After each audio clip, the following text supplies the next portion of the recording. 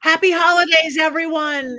Grab something pink, grab something green. As always, grab your goat because it is time for the Witches Movie Coven.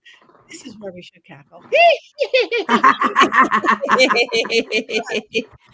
We are actually going to talk about Wicked. Yay! You have been waiting for this, or I have been waiting for this. I'm waiting for this. So we hope you all saw it. I am Patti Negri. I am one of your hosts. You might know me from Ghost Adventures, from the Witching Hour, my regular podcast, shows, conventions, bathroom halls across America. This is Black Phillip. This is Bling Phillip with his new gold necklace. I'll tell you about it. And let me introduce the co-host, or let them introduce themselves. Let's start with beautiful Courtney. That's me. I'm Courtney Buckley, ghost bait on Scared and Alone. And don't be alarmed, I may actually look a little green because I am battling a stomach bug. So I thought that was pretty appropriate for tonight. And I'm here and ready to talk Wicked. Thank you. Speaking of Greene, Richard-Lael. I am Greene and I'm not seasick. But I do am a little under the weather. But I am Richard-Lael. Richard-Lael is one name, not two. If I were just Richard, I would be a. I am known as the Gentleman Psychic. I am on Ghost Adventures on occasion. I am at University of Magicus. I am here. You know me here. And I read tarot, and I do psychic things here in New Orleans. Beautiful. Thank you. And to the pink and the green of it all, Miss Heather Greene. Hi, I am Heather Greene. I am the author of Lights, Camera, Witchcraft, which I'm going to hold up. There it is.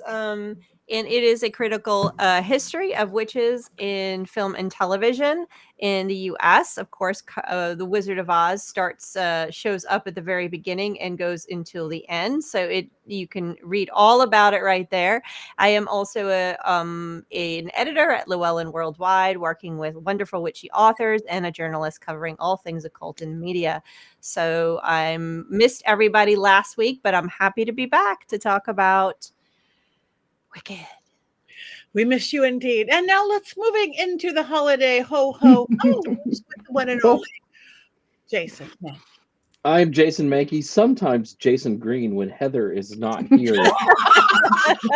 I am a Llewellyn author and author of Llewellyn's Little Book of Yule. This is definitely my favorite time of year, and I'm wearing my Christmas llama shirt tonight to support all of the talking animals in the land of Oz. Boom. See how I tied it all together? Yes. That was good. Now, we are sure, especially hi, Matthew. Hi, Mimosa. Hi, Robert. Hi, Mickey. Hi, Shannon. Hi, Paula. You guys hi, Taya. You guys keep it up because we need you guys in the chat room. Now, we're sure that everyone's seen Wicked. I think most of the country has seen Wicked, but just in case you haven't seen Wicked yet, Richard-Lael, are you perhaps prepared with a unbiased synopsis of this? I am unprepared. I mean, I am prepared. So, picture it: Sicily, 1926. No, I'm just kidding. It's actually that's a different movie. Imagine.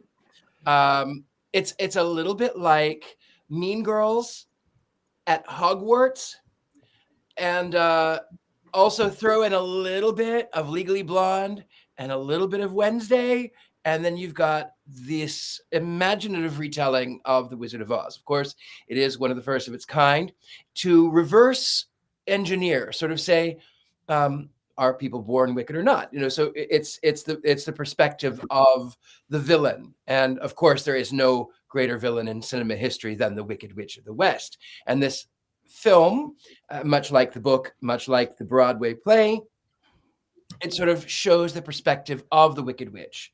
Why is she green? And it's not just cinema history.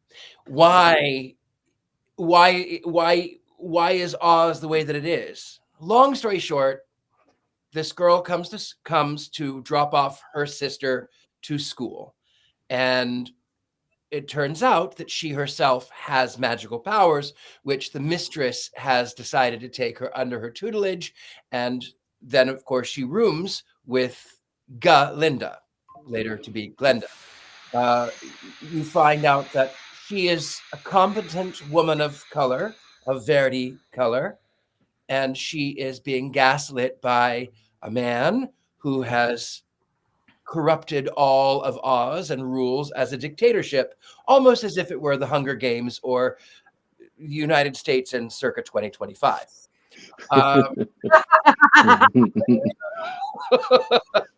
Nonetheless, you go through this journey, and of course, you meet some people that are not yet playing a big role. They will, because I've seen the musical. I haven't read the book. Fierro and Bach, and of course, you've got talking animals, and then it ends with what is ostensibly the end of Act 1 in the play, Defying Gravity, where all of Oz has come against the witch. She has learned to defy gravity. She's learned to fly.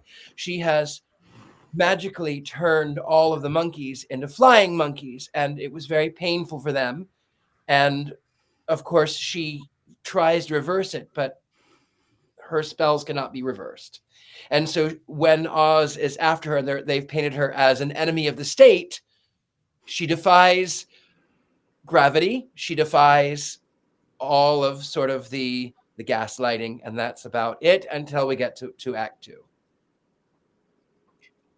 Thank you. That is beautiful. Thank you. Now that we understand the film, Heather, do you have 5 things for us that we really do need to know about Wicked? Yeah, I'm gonna do this one a little differently because you guys, it's all over the place and it's all over social media. So for me, telling you the normal stuff is pretty much what you can see if you just open up any social media thing. So I'm gonna do this a little differently. I do have 5 things. I'm gonna give you a little bit of information, context, etc. Then I'm going to talk about the next 3 things are going to be source material, because this is important. And this is what blows me away, that a lot of people aren't understanding the gravity of this particular, the fact that this is here. It is unbelievable. Then I'm going to do number 5, which is a little bit about whether Wicked is woke. And that's just something I want to bring up because it's a really important conversation that has been going around on social media and the conversations about this movie.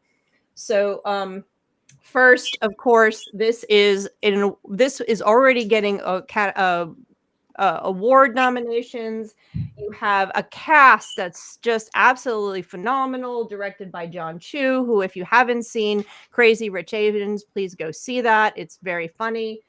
He's extremely talented. This could have been a complete unmitigated disaster, and it clearly was not. You have Ariana Grande, Cynthia Erivo, Jonathan Bailey, Michelle Yeoh. I mean, Peter Dinklage. You just have so many people in here. Jeff Goldblum. I couldn't tell if he was the Wizard of Oz or if he was Zeus at times because I was just watching that TV show.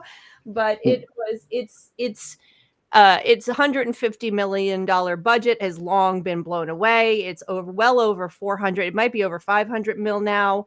It is considering it is absolutely a phenomenal success without a doubt. And there's reasons for this. A movie can be this successful not only because it's brilliantly done. One of the reasons it can be this successful, but it actually landed at a very, very key time, which could not have been planned better. In fact, it could not have been planned. So, and a lot of the reasons over time the Wizard of Oz has become successful has been because it tripped up and landed in a place and time that was a chance. And the Wizard of Oz, it's amazing that it has lasted this long because it wasn't designed to be successful. In fact, it hasn't been most of its life, just the larger idea. So the fact that it keeps landing in these places is almost magical. There's almost a message here that this story just keeps coming back to us and landing successfully at the time we need it. So that's my broader message that I'm getting across here. So let's look at a few of the different source materials real quick. I will go first to, of course, the original books, 1900, when Baum created wrote these first books, they were successful. Immediately after The Wonderful Wizard of Oz and several others, he actually produced a play, the first musical version of The Wonderful Wizard of Oz. It was successful enough that Selig Polyascope decided to produce the silent film, The Wonderful Wizard of Oz. That's the very first adaptation on film. That was reasonably successful. The adaptations from that point forward were not successful. They were pretty much bombs, not bombs, but bombs. And until the MGM film came out in 1930s. So those original stories were beloved by the people that had them. They were not politically, they were they were pieces of their time. Very much so. They did not have the same political messages, even if Baum had some progressive political concepts here and there. Those were not, they did not have the messages that we're seeing in Wicked. This is a different text. But it got adapted. Number 3, we go to Wizard of Oz, MGM. Now, MGM, the key thing to understand about this is that MGM's movie is not out of the public domain. Public domain, thank you. Is not in the public domain, but the original books are. So adaptations have to be very careful about this. So when Wicked comes along, we see MGM is still a source material. MGM's film is probably more known as The Wonderful Wizard of Oz, the story, than even the original books at this point. It's overtaken it, but it's not out of the public domain. So adaptations have to be really careful about using it as a source material. Of course it is. Why is it still a source material? Clearly, because it was the MGM film. If nothing else, it was the MGM film that made the Wicked Witch green. No film before that ever saw a witch being green. And there's a reason for that. It is not because somebody drank green liquid on the set and turned Margaret Hamilton green. That's not what happened. That's the wonderful story that we hear here. But in the actual, as a Technicolor, it was a technical problem with the new Technicolor that caused it. You can read it in my book, why it happened. It was a technical problem they were solving. And because of that technical problem, forever forward, from MGM film, we have Green Witches. So that alone is a nod to the original film, the MGM film, which was not successful until into the 60s and 70s. So you have that piece, okay, building on itself. Now, if you skip forward to 1990s, Wicked, the Life and Times of the Wicked Witch of the West was written by Gregory Maguire. That book was written in the 90s. Okay. Now the MGM film has very different context, political context, socio-political messages in it. Still not the same. It was the book that changed everything. And I just saw Gregory Maguire speak a few months ago, and he confirmed all of my suspicions and everything. If you read the book, it is highly political. And it is a reaction to not only the Satanic Panic, but to a number of other marginalized groups and processes and socio-political things that were happening that were oppressing people during the 80s and into the 90s, both here and in the UK where he lived at the time. He is American. He lived there then. So these things were happening in both areas, and he was reacting to them. He was reacting to the reactions to the AIDS epidemic and the oppression of the queer community, to the drugs, to the war on drugs, which was being used to oppress other communities, etc., to the Satanic Panic. This was a reaction where he actually said on stage, I wanted to have the discussion of what it means to call somebody wicked. And if you call them wicked enough, will they believe that they are wicked? Okay, so this was a political message that he was most certainly putting in his book. This is what became the musical we see on film today. In 2003, I think it is, Wicked hits the Broadway show. Wicked hits Broadway. Okay. And when it hit Broadway, it was obviously scaled down because you could not capture the complexity of the politics in the original book in a Broadway show. It was done by Stephen Schwartz. Stephen Schwartz is a phenomenal composer and lyricist of show tunes. He did Pippin, which was just revived, which is one of my favorite musicals, as well as the musical for Pocahontas, the movie from Disney. He did Godspell. His music is always infused with spirit and messages, social messages. And he did this musical, and it was a phenomenal success. Even though it didn't capture the depth of socio-political messaging in the book, it captured it enough that Wicked was eventually used to help promote anti-bullying campaigns into the 2010s. So you'll see Wicked and Elphaba and this idea of why we're bullying someone that looks different from us, that appears different from us, that acts different from us. That was captured enough into the musical. So that comes out at the end of the witch era of movies and stuff, but it was Broadway. Broadway walks to its tune. And I do want to say, before I move on to what we're talking about, the number 4 is, or the last message about this is that Wicked was not the first adaptation of a musical. I already said Baum did one years ago, but we have to note that Wiz happened in the 70s. Another adaptation of the Wiz, of The Wizard of Oz, which was phenomenal success, Tony Award-winning musical that also had a socio-political message and a flavor separate from this. It didn't really influence necessarily all of this, but it has to be said that The Wiz was in there. Now we get to today. Wicked comes out, the musical. The musical is a amalgam. It is part of all of this legacy.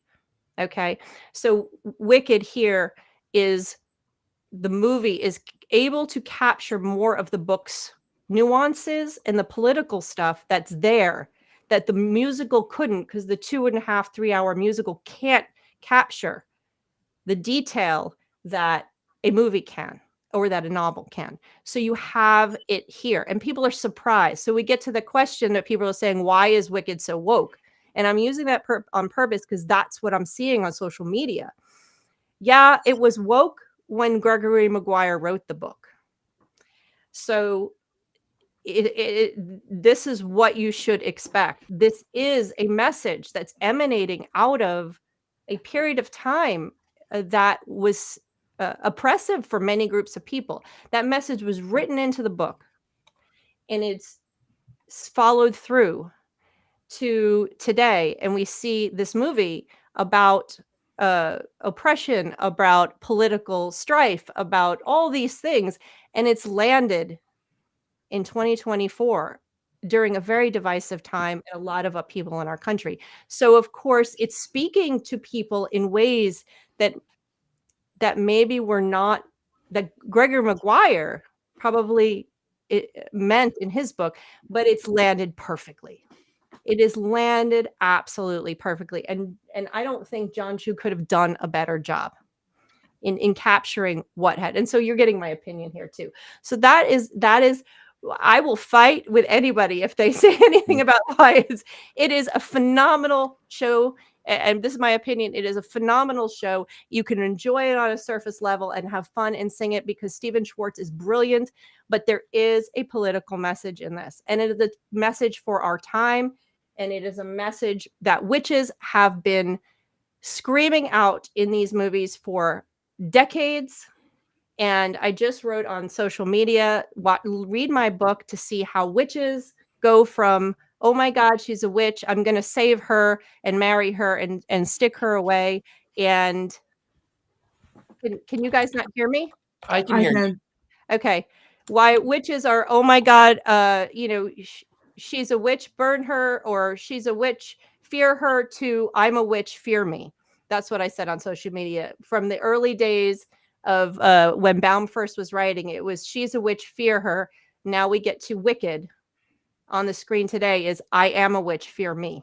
And that's the evolution that we see. And that's my speech. And I'll be here all week. And thank you. Thank you.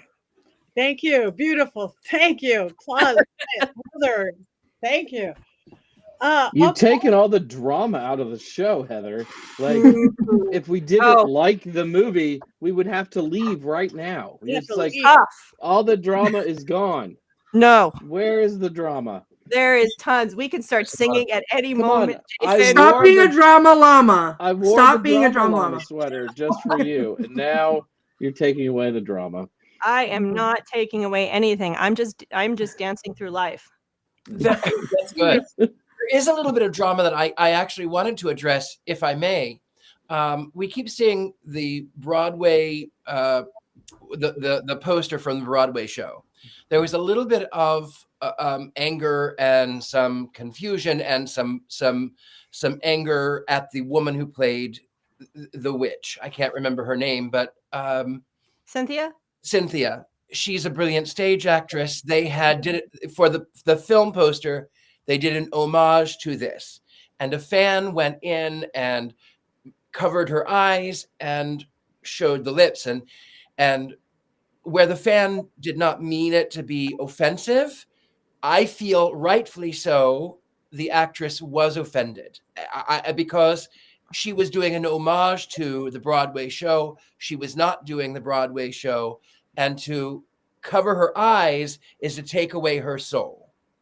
And I really feel like that it was offensive. So controversy aside, I am actually on the side of the actress because I'm not a woman of color. I'm not a woman. That is not something that I have had to deal with. But I am different from other people. And as an actor myself, to have my soul taken away that way, I think it is highly offensive and highly inappropriate. Chad, Chad the Great and powerful. Powerful. The man behind the curtain. So I am so sorry I'm late. But we've been doing something special and we haven't left the venue yet. So if it's okay with you guys, I would love to derail whatever you're talking about and take you into this venue real quick and show you what my dear friend Theo, say hi to the folks at home. Hi, Theo. Hi, Theo. Oh. I would love to show you what we built if you guys would like to see it. Yes. Yes. Okay. Are you coming or are you going to chill here? I mean, I'll be right back. Okay. Okay.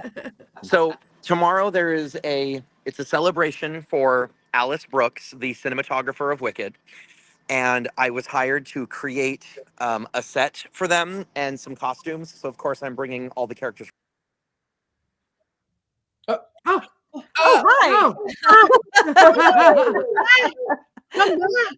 Come back. He lost his connection, maybe. At least he No, didn't I put was us in the trying to freeze flip with it. I don't. Oh, Oh, no. there's something. He's back. I'm sorry. I pushed a button that I thought would flip the camera, and it didn't flip the camera. So I don't know if I Flip it can. down and rework it. Let me work it. Hold on. Flip it down and reverse it. I guess I can't. Let me try this. Front camera. Here we go. Nope. Back camera. Nope. Hold on. I'm gonna get it. There we go. There we go.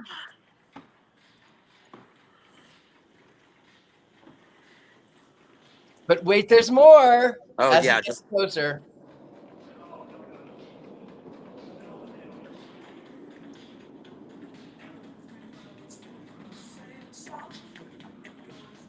Bravo, bravo. Wow. Oh, wow. Nice. That's incredible. That looks a lot like my living room. That's the chair I sit in when I watch TV. I wouldn't be surprised, honestly. Wow, that's amazing. That's incredible. so that was what we've been doing all day. Gorgeous. And it's a party. It's an award. What is it? It's a party, and they're gifting her a $12,000 lens for her next project. Wow. Wow. Yeah, it's nuts, but it's also very loud. Theo, let's go. Okay, he'll catch up. All right, so I'm here. I'm so sorry. I'm late, but I promise it was for a very good cause. Thank you so much. Oh wow. Oh. Oh, that was when I got to tour the set. The actual one. Nice. Yeah, I was sitting here. Oh, wow. There's the book. And there's the Grimmery. Mhm.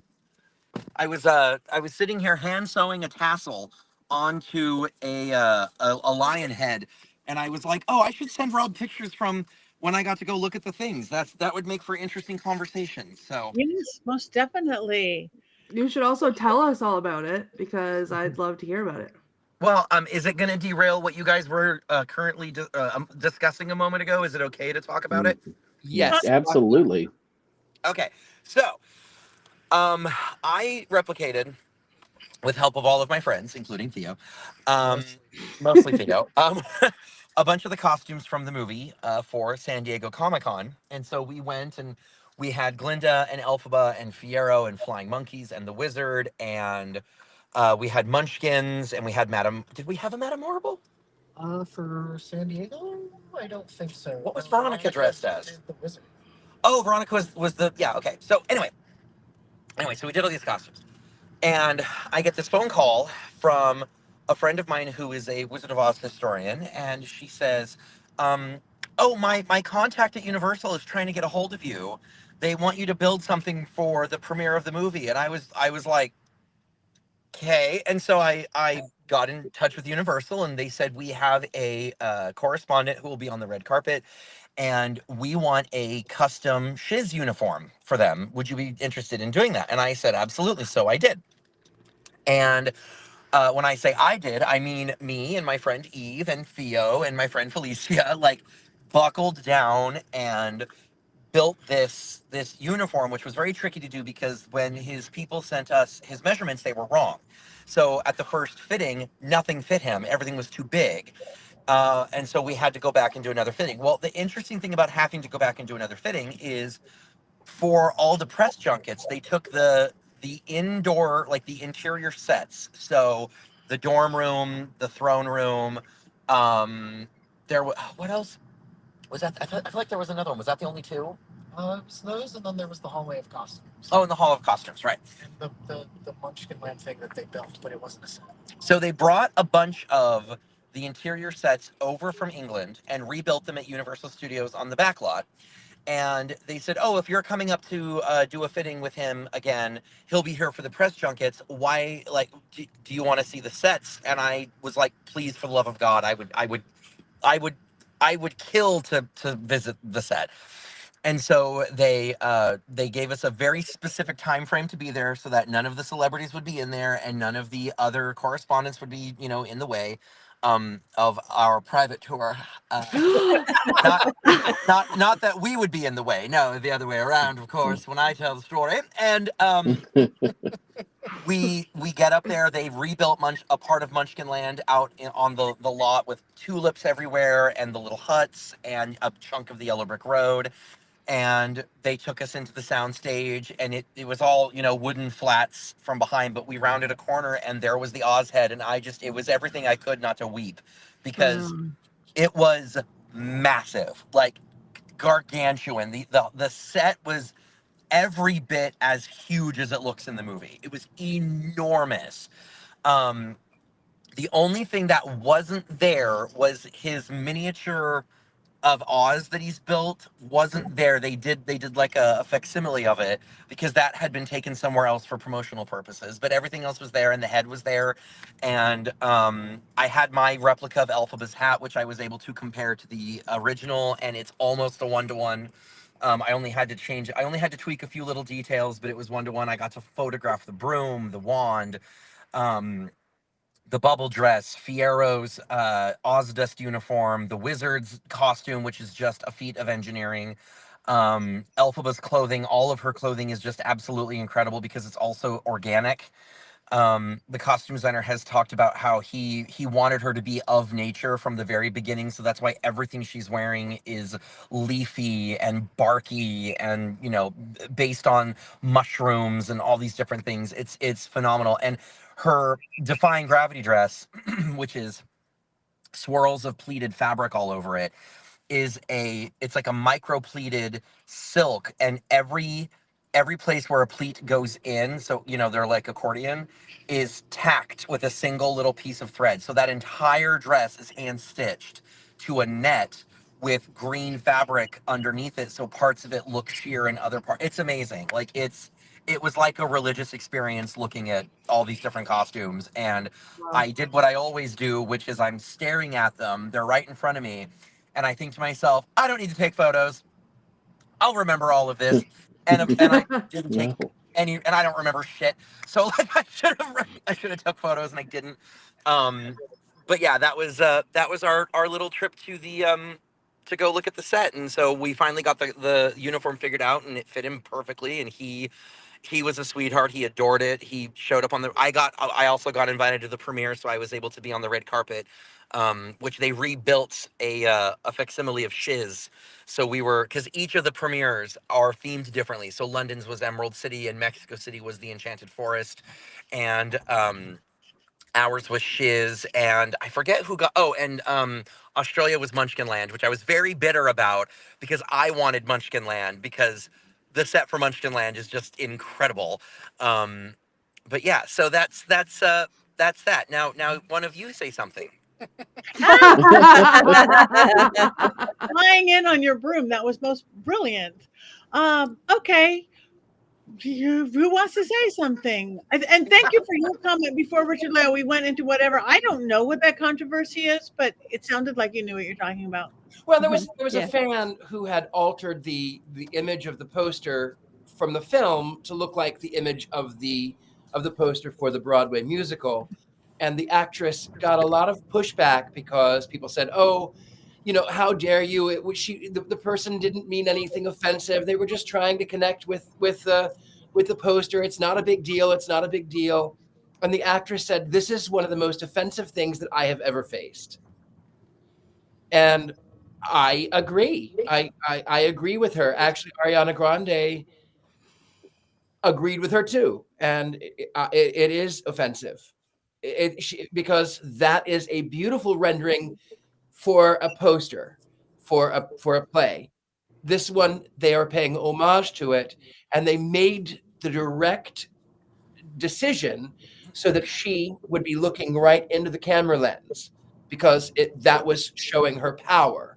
And then when they redid it, they covered her eyes, which took away her power. Okay, thank you. Did they fix it or they left it?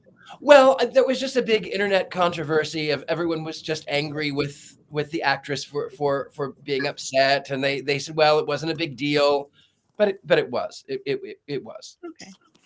Thank you. Always drama, always chaos. So who wants to go first? Who wants to talk Wicked? Courtney? Okay. So I feel like we've talked about this on this podcast a little bit before. A relative. I am a relative newbie to the Wicked world because I just saw it for the first time this year. I haven't read the book, and going into seeing the musical, I had no idea really what the story was about. The only thing was that I had heard Defying Gravity 100,000 times, and every time I heard Defying Gravity, I would sob audibly and uncontrollably, and I could never understand why, because I had no idea what it was even about. But something about the song pulled at my heartstrings, and that was that. So my son and I, my aunt got us tickets for Christmas to go see Wicked for the first time. So we took Nathan, and I knew that I would cry during Defying Gravity, but I was unprepared entirely for the fact that I would get so into the story, then Defying Gravity would happen, and I would be snotting and audibly sobbing and shaking, and then the lights would turn right on. So there's me, immediately Aww. following. And there's Nathan. I Nathan. want to give you a hug right now. Well, I was give Courtney a hug. No, I was screaming, "Why did the lights come on?" Because there's Nathan laughing at me because I couldn't understand why they would do that, and then the lights would come on. So I was like this, like don't nobody look at me, because I was hysterical. And then of course Act 2 happens, and it was great, and I loved it. So that was my only exposure to Wicked until the movie came out. And so I was so excited. I thought I was going to have this big, profound moment when I went and saw it at the movie theater. And unfortunately, as an autism parent, I didn't get that moment, but it's okay. I took Nathan to see it. We went to a very late showing, which was my first mistake. And we went to an IMAX, and an hour in, I mean, I'm gripping the armrest because I'm there and I'm so excited.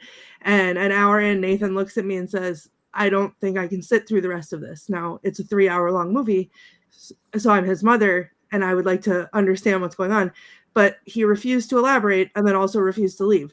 So for the next 2 hours, I was very concerned with what was happening, that he felt like he had to leave, and not so concerned with watching the movie. So while I did get to enjoy it, I was not as immersed as I would have liked to be. So I didn't get my sobbing moment, which I was expecting.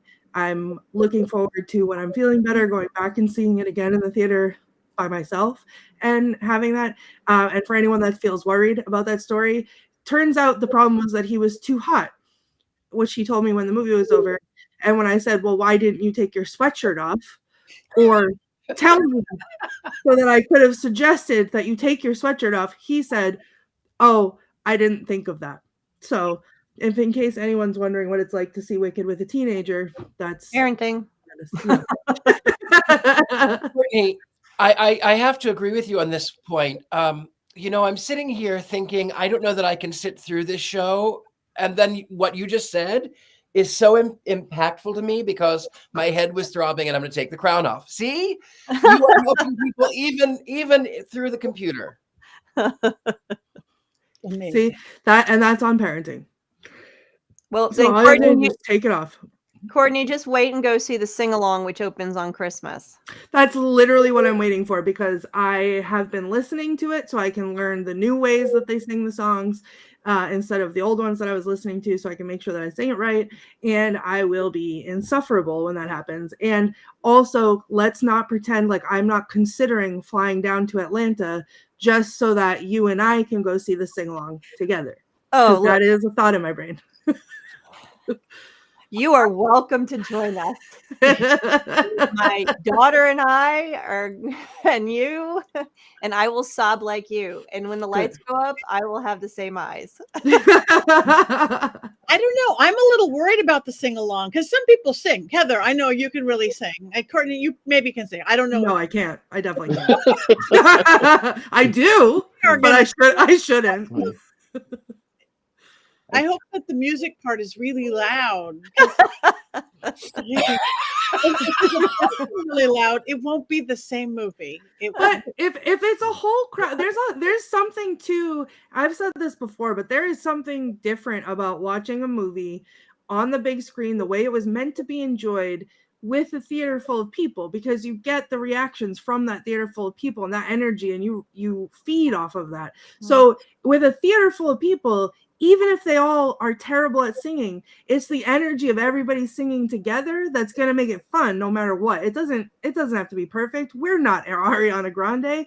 We're not Cynthia Erivo. Like, that's not who is going to watch the movie. It's just people who will feel the songs in their heart and sing their little souls out. And that's what I want to be a part of. Yeah. Is there going to be one of those little dancing balls with the lyrics? That's what they do with the Grease sing-along. That'll help a little bit. Yeah. But boy, 60, 100 people in a theater doing Wicked karaoke frightens me greatly. It frightens me. I will be staying home that day. You guys are not invited. I will be seeing Nosferatu. Nosferatu. That is not a sing-along. Jason. Yes, Nosferatu. Jason says 60 to 100 people in the theater singing Wicked to the movie, and all I'm thinking is, I am there. Take my money. Take my money. I am happy for your happiness. That's what I will say. I can imagine taking my wife to that. I think she would last about 15 minutes before. I have an idea in my brain, Heather. I think that we should go to Jason's house like Christmas carolers, but sing Wicked at the top of our lungs off key. and like hold up a boombox, like say anything, and then Yeah. just wait and see how long it takes him to throw things at us. And ask for the $2. You're See- really gonna get Ari throwing things at you. Is what you're gonna get. But Wicked is not an easy song to sing for No. non-singers. It's No. not like Rocky Horror Picture Show or something. Yeah, but you know what? Ask the people on the highway, because they hear me do it all the time, loud and proud. In fact, one time I was scream singing it, and yes, someone in the comments said hopefully people won't scream sing like they do at concerts. I hope they do, because that's how I sing it. I was scream singing it in the car as Heather tagged me in the thing about the sing along on Facebook. Literally mid belting out. I don't even know all the words to Defying Gravity, but I'm just screaming because that's how it is in the car. So yeah, I will be I'm holding out for the sing along. Thank you. Completely off subject. Chad, do you have an official Wicked Stanley Cup Glinda mug like I do? Wait, No He's sound. on mute. Sorry, I was muted. Yes, I have the Glinda Stanley, but me I have to too. Ah. because I cosplay a version of her. A friend of ours got it for me as a gift because I had no interest. I thought they were quite hideous, and I was like, I'm not going to get one of those things. What's the point? Then I got it, and I used it, and I put ice in it in the beginning of the day, and at the end of the day, the ice was still there because these things are insanely effective. And I'm a convert, and I'm not going to be getting any more of them because it's pink and sparkly and has butterflies on it, and I'm set. It's always Me too. and it's big and hard to lose. So And yeah, it will keep something cold for 14 days. It'll keep something hot for 14 days. And it's insane. That's crazy. Chad, can Yeah. I share some pictures with our producer of your costume? Oh, please. Yeah, now that I think about it, I should have sent some over. I'm gonna send them over right now to our producer Rob. Anyway, I am a Wizard of Oz girl always, since from birth on, from whatever. My favorite movie, as we've talked about, I've got all my Oz girl, everything. I love the play Wicked. I saw the play Wicked. But this just, I loved this so much. It's not the play. It's certainly not Wizard of Oz, and it just had that touch of magic for me. Everything about it, just like Heather said, everything about it, the music, the costumes, the weird, fabulous costumes, and I usually don't get that many details on a first watch through of anything, but you got them. You got everything. I can't think of one bad thing I could say about it, except that I'm worried about the sing along.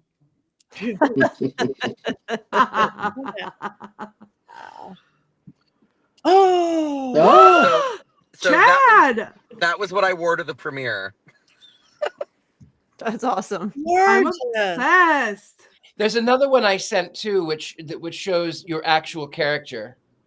So I thought it would be interesting to do a male Glinda, and I was racking my brain trying to figure out what his name would be, and then I realized that if her name is Galinda, what if I just remove a single letter? So I call him Gayland.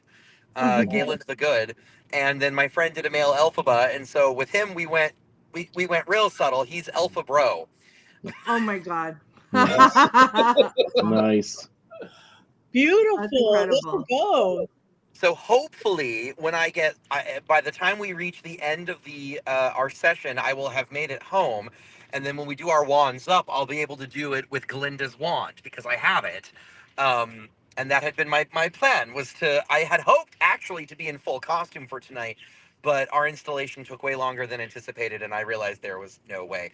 Richard-Lael, you look smashing in green, by the way. I know you're green with envy. Actually, if I do this and I turn red, then we sort of become Christmas colors. Yes. Don't Well, get in the taken. book, some of the characters in some of the other parts had red skin. Yeah, I the didn't quadlings. Yeah. But I did some research. Yeah.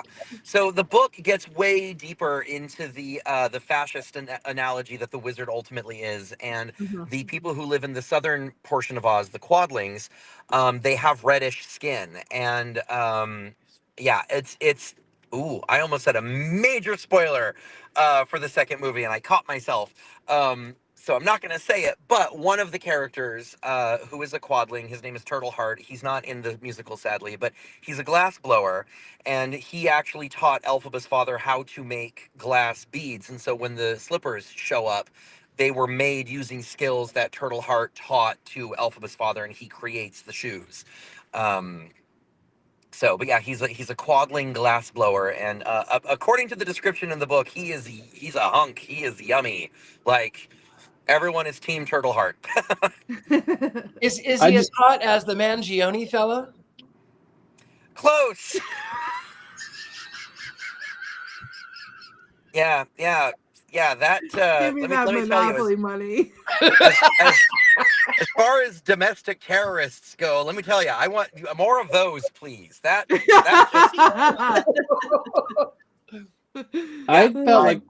I feel like we should add like a timer to Chad's box. Like, will he get back in time to do thumbs up? Right? Like right now he's got 44 minutes and 20 seconds, right? Or 40, yeah, no. What is it? 14 minutes. And you've got 15 minutes. Yeah, like just have it going the whole time. it's gonna be close because welcome to Los Angeles. Yeah. I have so many things I want to say, and my mind is just blanking because I'm just so happy to be here with all of you guys. I love this movie so much. I've seen it 5 times. Richard-Lael, you were able to see it. You were able to watch it, right? Okay, I was good. able to see it. I was actually able to see it today. Okay, good. So you talk next. Sorry, what? No, so Richard-Lael talk next. Well, you know what? I will say, I had seen the musical before, God and damn it. Everyone's calling me, and I had seen the musical, and now I'm before, frozen. and we can No, hear you're you. not. You're definitely not frozen. No. I don't think he. Okay. Oh wait, I think he's okay. Anyway, so I had seen the musical before years ago, probably 15 years ago when I lived in San Francisco, and I cried. And I had purposefully kind of not wanted to go see it because I knew that I was going to be a wash of emotions. Here he is. Welcome back, Chad. It's okay. I'm so sorry. Anyways, please continue. So I did watch it today, and rightfully so. With all of the current situations, I could not help but find myself in tears at the plight of the animals who represent people in cages, people of alternate religions, people of alternate sexual identities, and I couldn't help it, and I can't help it now. Mhm. Anyway, but I loved it. Thank you. Thank That's the deep reaction that people have had since the book came out, since he wrote the book. And even with the musical, it's there, even if it's more moderated. That feeling you're having is like, I can totally, I'm with you. It's We're with. yeah. Yeah, big time. Thank Yeah. you. Jason. Well, I liked the movie. Don't yell at me yet, and don't turn off. Oh no. Oh But no. Oh But God, I where are my did- sunglasses? I did think the first like hour and a half was a little too long. There were times that I yawned. It was very long. But when they get to Oz, though, then the whole movie changes, and I was on the edge of my seat the entire time and was completely caught up in it. But it is fair to say that 2 hours and 40 minutes is a lot to ask for, and I felt like they could have probably trimmed 10, 12, 15 minutes off of that runtime. I know you all disagree, but you're wrong, and that's fine. I And agree with you, actually. yeah, and it was long, but I loved the movie. I loved the songs. I had seen it like Richard-Lael maybe 15 years ago, and I was sitting in the cheap seats very high up, and I remember very little about it. But once the song started, I remembered the songs because they're really, really good. And have I been humming Defying Gravity all day since I saw this on Monday? Yes, I have. I'm not trashing the movie, but I did think it was a little long. I'm with Richard-Lael and probably the rest of you. I wish we had spent more time with Professor Dinklage, not just because he's a goat, but that stuff was so powerful and so strong. And I was really glad to see it in the movie. There's a quote, and I don't want to like take away from Courtney's thing, No, but go ahead. the best way to bring folks together is to give them a real good enemy. And I leaned over to my wife and I was like, holy crap, Ari. Like, that is what we've been living through for 8 or 9 years now. And she's like, just be quiet. We're watching a movie. She's read the book, so she's like really well versed in the political part of it. But I would have wished we could have gotten a little bit more of that because that was really fascinating. But yeah, it's a really great movie. I want to see it again, but not with a Chad wants sing-along to crowd. Chad is trying to talk. Yeah. I'm not trying to talk. I was trying to make it known that I would like to speak next. I didn't want to interrupt. But I wanted to just throw out that the plot of the musical and the plot of the book are completely different. All the musical did was take names of people and locations and create a story around it, because the line of the best way to bring folks together is to give them a really good enemy is not in the book, because small spoiler, the characters in the book never find out that the wizard's a fraud. So as far as the characters of the book know, for the entire duration of Elphaba's life, they were the people who were loyalists refer to him as our, glorious wizard or dear leader, or, let make Oz great again.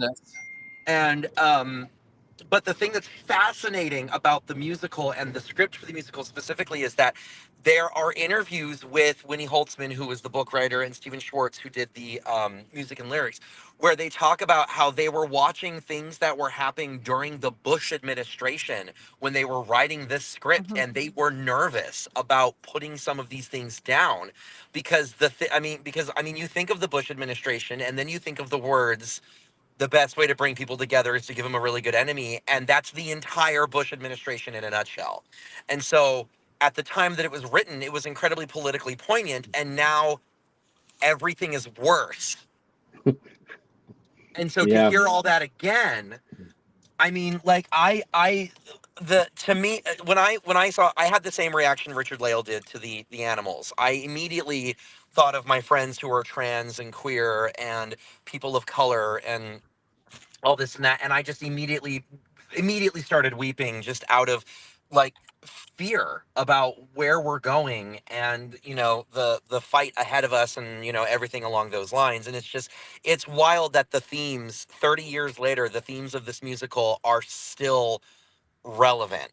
And it's also heartbreaking that we as a society have not progressed at all. Well, we did progress and then we regressed, but yeah, I just wanted to jump in that when it was written, it was like, holy crap, this is a little politically racy, isn't it? And now it's like, you walking in with me, or you just drop? You can talk. Well, I was gonna ask. Well, I was gonna buy his dinner. Well, okay. This is over in like. Oh, okay. Yeah. Well, do you want me to drop you off so you can lift your wand? Behind the scenes of the Witches Movie Coven. We've got the I'm so timer sorry. I'm going so on sorry. in the corner. At least we're not in the freezer this time. So Well, you don't have a freezer to put you into. I'll be damned if I'm not going to punish Jason for the audacity. As you should. How dare someone say the movie is 12 minutes too long? Oh, yeah, exactly. It was not long enough. The movie minute is going to get me in trouble, that's for sure. I will be leaving before that. The only problem I have with the length is knowing about all of the plot holes in the second act that they're trying to fix for the sake of the film. I can't agree that it should be shorter, because I don't think it should be shorter. And B, my question is, if you were to shorten it, where would you cut things out? Because all of the story is so important. My fear is if you begin to shorten it, already everyone agrees that we should have had more time with the animals, and I agree entirely. But so whenever I take a scene and trim it by like a minute and do that to many scenes, and then you get rid of lots of minutes, especially early when I was yawning a lot. Again, the last 40 minutes are terrific. Edge of your seat. This sounds like a you problem and not a movie problem. I thought it was earlier. And- earlier you said that we were allowed to be wrong, but given how outnumbered you are, I don't think we're the ones that are wrong. And In fact, if you Richard-Lael educate agreed your with me that it was a little too long. Listen closely. if you educate your Jasons at an early age, they learn not to dissent, and I think that's important. I think the whole point of I've the been movie is trying. that dissent is important. Depends on who you're dissenting against. control of this broadcast. We have lost control. I think we're gonna go. And again, I like the movie. Like, Yeah. I hate that you can't be. It does bother me that you can't be a little bit critical of something without people overreacting to the criticalness. This is a movie. This is a show where we talk about movies. We can't agree 100% on everything all of the time. We never. I'm really boring. overreacting It'd be to really you. boring. I'm overreacting to you saying we're overreacting because nobody's overreacting. Everybody's just reacting. Yeah, I I'm think very hasn't even spoke yet, and it's 7:00, and Heather hasn't spoke yet. Oh, I loved it. I didn't think it was too long, and I would watch it again and again and again, and I would sing along. I was singing along, and I loved it, and that's all I have to say. It is so powerful to me that I have literally, it brings me to say nothing except tears. I'm in awe. I'm in awe that this little property made in 1900 has exceeded all expectations. It's one of the most powerful, if not the most powerful, American piece of literature that affects witch representation. It is time and time again, all the places it's landed and amazingly, as I said, become popular because of sheer luck in some cases. And now here we are. I mean, that to me is so amazing, and I will cry. I was just listening to the music, and I'm like, I looked at my daughter. I went, I am going to be wrecked when the second movie comes out, when they sing For Good. Like and my daughter looked at me and grabbed my shoulders and said, like you weren't in the first one. I'm like, okay, fair enough. I mean, I feel it in every Stephen Schwartz musical. I feel that way. There's something about the words that he puts and the music he writes just hits me on such a spiritual and powerful level that yeah. So yeah. Thank you. It's everything. It's everything. I'm just going to keep going, and do we have quotes on this, Yes. Courtney? I do. My number one quote that I wanted to say is the one that Jason brought up, so I'm going to say it again. That the best way to bring folks together is to give them a real good enemy. And I think that that's especially relevant, just like Heather said, that this movie happens to fall into place when it should, with current events, and not just the election events, but like current this week events. And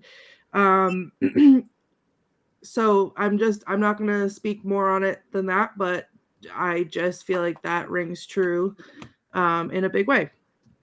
Another one is Glinda says, "Don't be afraid." And Elphaba says, "I'm not afraid. It's the wizard who should be afraid of me." And I think that was extremely powerful. Fiyero says, "Why is it that every time I see you, you're causing some sort of commotion?" And Elphaba says, "I don't cause commotions. I am one." And I love her, and I want to be just like her. I'm not going to sing it. I'm going to say it, but Glinda and Elphaba say, for you see, my roommate is," and Glinda says, "unusually and exceedingly peculiar and altogether quite impossible to describe." And Elphaba says, "Blonde." Jason. Hey, Heather too, and Patty. I'm not talking to them. I'm talking to you. Well, there's the teacher voice right there. Oh, man. I'm talking to you. I'm just gonna go over to the corner over here. That's definitely the teacher parenting voice. Yep. Detention.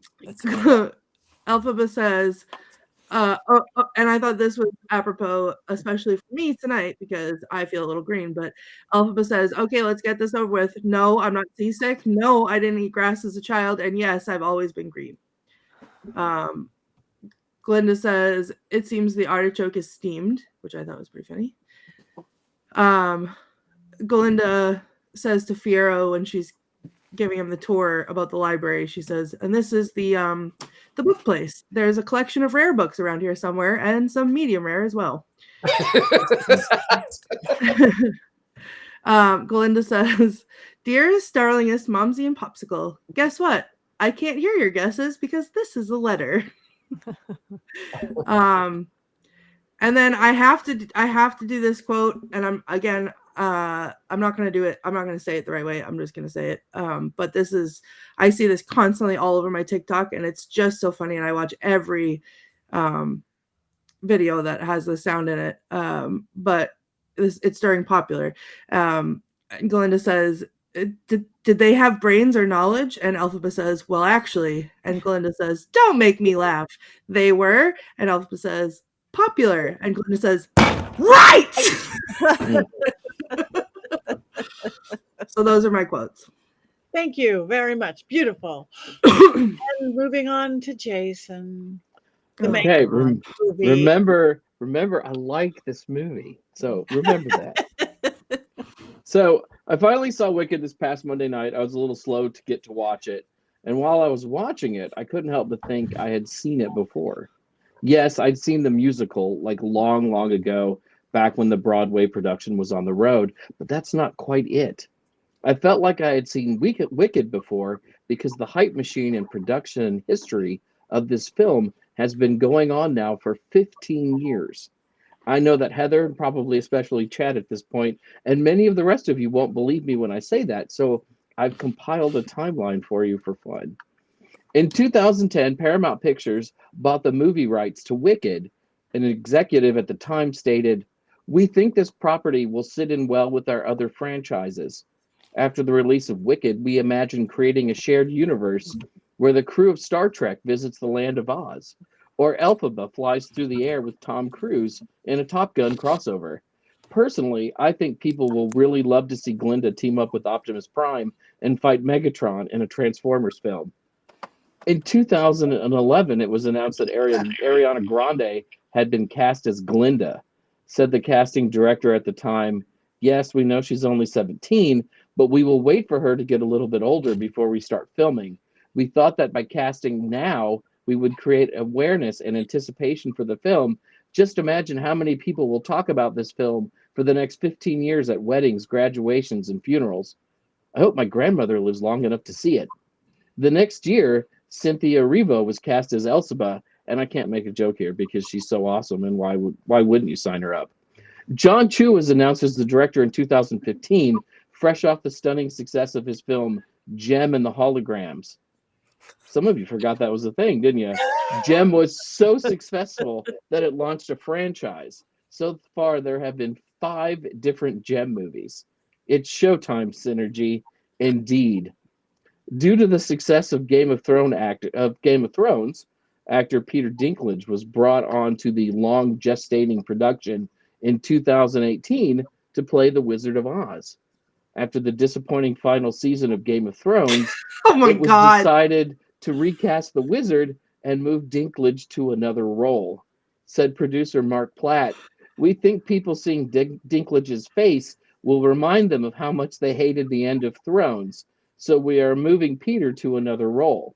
To make sure no one would see Peter Dinklage's face, the actor ended up playing a CGI goat instead, and Jeff Goldblum was cast as the Wizard, largely due to the strength of his jazz albums. After appearing in Bridgerton, actor Jonathan Bailey was signed up to play Prince Fiyero in 2020. Director Chu said of Bailey, "We brought him in basically to sex up the movie. When people think of Oz and Wicked the musical, they mostly think of lots and lots of hot, sweaty witch and munchkin sex. Bailey is the key to all of that." Production finally began in 2021, and Bowen Yang from Saturday Night Live was added to the film, and then not really allowed to do any awesome Bowen Yang things. Said Chu, "We know Bowen is really funny, so we wanted to make sure to not utilize any of that talent in our film."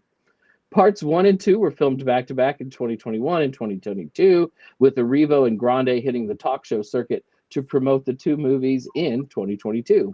Since 2022, Grande has made 12 appearances on Jimmy Fallon's Tonight Show, 7 appearances on Stephen Colbert's Late Show, and 3 appearances on Jimmy Kimmel Live to talk about Wicked. Erivo has visited Colbert 9 times and Kimmel 6 times. When asked why she hasn't visited Fallon, she said, "He's an untalented hack, and I can see that." Erivo also made 1 appearance on the Great British Bake Off, baking a cake featuring the Emerald City and the Yellow Brick Road. Despite only making 1 appearance due to her busy schedule promoting Wicked, she was declared that season's winner. In the summer of 2023, Paramount released an 8-minute trailer of the movie that essentially gives away the entire film, while also not revealing that the movie is in fact a musical and is only part 1 of a 10-hour 2-part film. The trailer even includes the line, "I'm not afraid, it's the wizard who should be afraid of me," essentially giving away that the movie's main bad guy is in fact a wizard, while not portraying the wizard as a bad guy in the first 4 hours of the movie's runtime. This kind of ruins what is meant to be the climax of the film. It's like putting Luke, I am your father, in the trailer to Empire Strikes Back. In the summer of 2024, Jeff Goldblum let it slip that the movie is in fact a musical, something all 95 of the commercials and trailers had tried to keep hidden since 2010.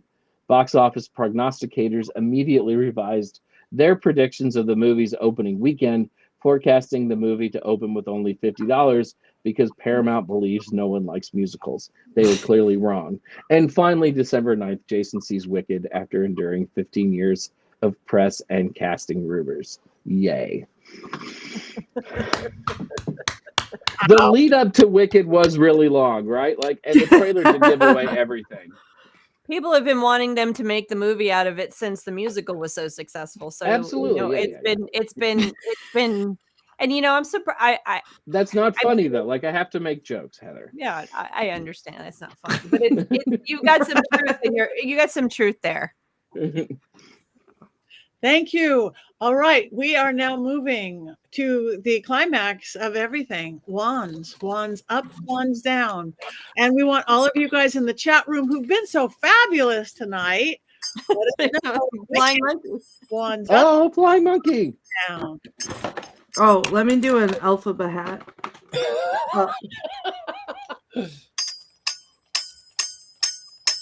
Oh, monkey. Monkey's up. Wands up. Glinda. Fly, my monkeys, fly. Okay, wands up for Mickey. Wands up, I think that's Tabitha. No ghost sex. Well, the other books are wicked. You guys aren't voting out there in the chat room. Is it just going to be all wands up? We'll see. Anyway. I'm looking forward to that Transformers crossover, though. That's where the real money will be after this is done. We did Wicked. Probably our most chaotic show ever, but as it should be. As it should be. And I don't even know what we're doing next week. Oh. Gosh, I probably should have had. I've been thinking about Wicked so much I forgot to look that up. Give me 1 second. Talk amongst yourselves. Talk amongst yourselves. Does anybody have anything coming up they want to talk about other than the holidays? We want to wish everybody happy holidays. I am done until after Christmas. Oh, I had a very proud, really quick witchy mom moment yesterday when my child looked me in my eyes and said, "What day is the winter solstice on?" And I was like, "Why do you need to know that?" And he was like, "I just need to know." And I was like, "Oh." And I looked it up and I told him, and he's like, "Oh, good, it's a Saturday." And I said, "Are we doing witchy things?" And he was like, "We'll talk about it later." But I mean, I didn't put that out there. He put that out there. That was very exciting. Proud mama. Mm-hmm. Yay. That is beautiful. So we know the movie now. Heather, do you want to give it out? Is that right? Well, it is supposed to be Hello Again, but I'm seeing that we might do Miracle on 34th Street instead. So I guess Miracle on 34th Street is short. So I guess we will have a Christmas show next week then. Yuletide Okay. Christmas show. Humbug. Bah. Miracle on 34th Street. Miracle on 34th Street. Everybody, watch it this week. It's a movie we should all watch this week anyway. Yep. The new one or the classic one? Both. They're so No. short. Don't watch the new one. It's I don't terrible. know what I've not seen the new one, so Where they go to- classic one. They go to Producer Kohl's Classic. instead of Macy's. It's tough. It's tough to watch. Is there really? Didn't even know there was a remake of it. Oh yeah. Oh, I'm so sad. Just Yeah. let's not ruin the Yuletide season with nonsense like that. Okay. How about All right. it? There was no remake. No Chad. remake of this. Chad's got his hand up. I have to tap out because everything that I have to do for this event tomorrow is starting to pile up around me, and I need to just go deal with it. So I just wanted to thank all of you guys and politely skedaddle as opposed to what I normally do, which is just disappear and then reappear again. Chad, we're So- done. You should just cackle with us right now. Yeah, just cackle. Oh, 1, okay. 2, 3. Okay.